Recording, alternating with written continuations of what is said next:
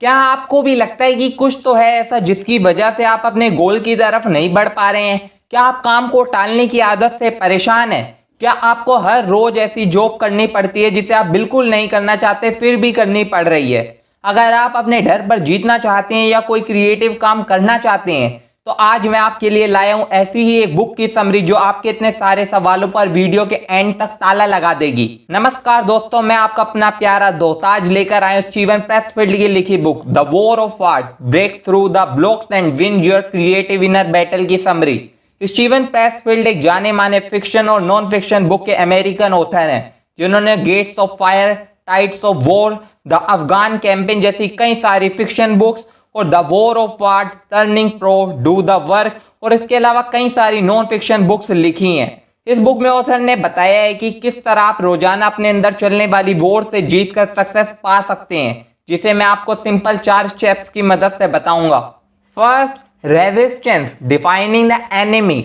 हर किसी की लाइफ में कुछ ड्रीम होते हैं और उसे पाने के लिए लॉन्ग टर्म गोल होते हैं, मगर ज्यादातर लोगों के साथ कुछ तो ऐसा है जो उन्हें उसके लिए काम करने से रोक रहा है। बहुत बार आपने भी अपने अंदर से आने वाली उस आवाज को सुना होगा जो कहती है कि आप ये काम नहीं कर सकते हैं, ये काम हम लोगों के लिए नहीं बना है, मेरे पास बहुत टाइम है, थोड़ी देर बाद कर लूंगा, इतनी अच्छी लाइफ चल रही है, अगर अभी ये कदम उठा लिया सारी मेहनत बेकार ना हो जाए, अगर मैंने ये काम किया और फेल हो गया तो मेरे दोस्त मेरा मजाक उड़ाएंगे, घर वाले और बाकी लोग क्या सोचेंगे। यही रेजिस्टेंस है जो आपका सबसे बड़ा दुश्मन है और प्रोग्रेस करने से रोक रहा है। ये आपके अंदर डर, खुद पर डाउट, प्यार, प्रोक्रास्टिनेशन, विक्टिमहुड, क्रिटिसिज्म और यहां तक कि प्यार के रूप में आता है और एक्शन लेने से रोक देता है।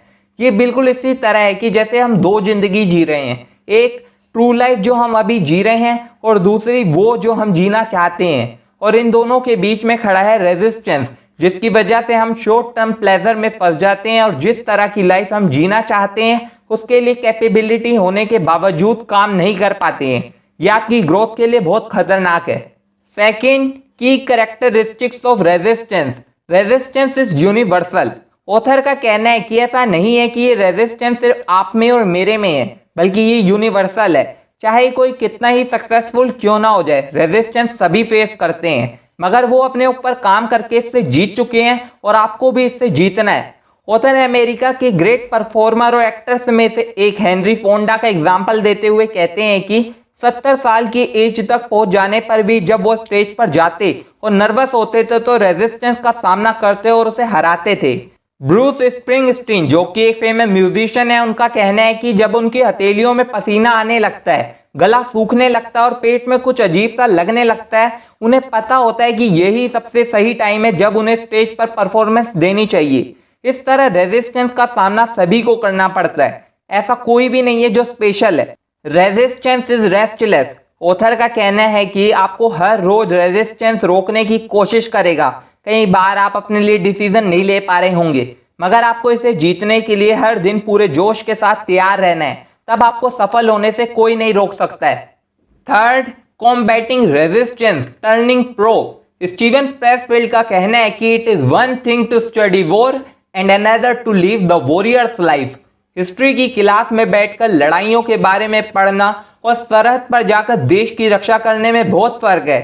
इसी तरह वीडियो देखना या बुक को पढ़ना वॉर को पढ़ने की तरह है, मगर जब आपको ये वीडियो देखने के बाद पता चल जाएगा कि रेजिस्टेंस को कैसे हराना है और तब आप उसका मुकाबला करोगे, तभी आप एक वॉरियर होगे।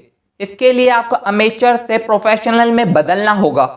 अमेचर और प्रोफेशनल लोगों में सबसे बड़ा फर्क यह है कि अमेचर को अगर कुछ करने से डर लगता है तो उसे लगता है कि उसके साथ सब कुछ गलत हो रहा है।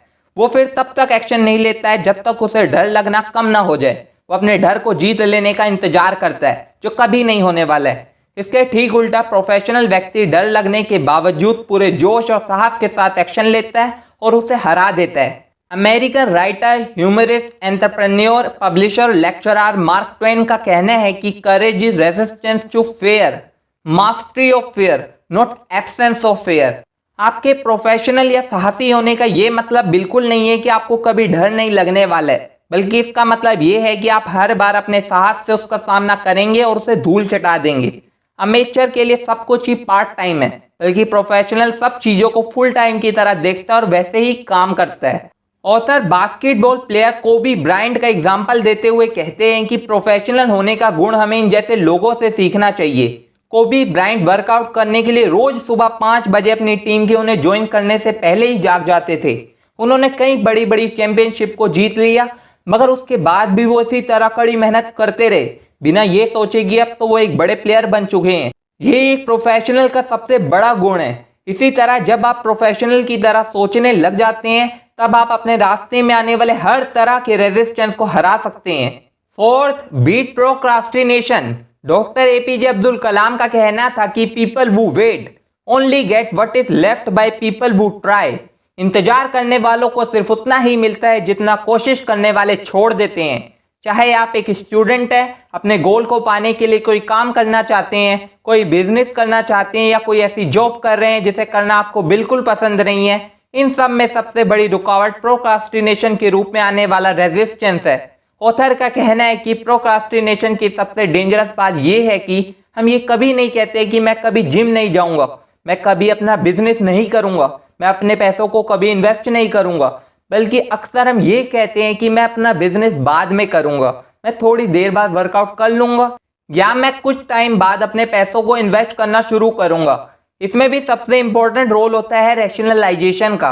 मतलब जब हम अपने आप को अलग अलग लॉजिक देते रहते हैं कि कोई बात नहीं, अभी मेरे पास बहुत टाइम है, अभी इसे करने का सही टाइम भी तो नहीं है, लाइफ में अभी मजे नहीं किए तो कब करूंगा, इसे करने की अभी कोई ज़रूरत नहीं है, या मेरे पास इतने रिसोर्सेज भी तो नहीं है। ये सब हमें इतना लॉजिकल लगता है कि हम उस काम को तब तक टालते रहते हैं जब तक पानी सिर तक ना पहुंच जाए। इसलिए ऑथर का कहना है कि आप अपने आप को मेंटली स्ट्रांग बनाएं, रेजिस्टेंस को अपने आप पर डोमिनेट करने देने की बजाय उस पर डोमिनेट करें।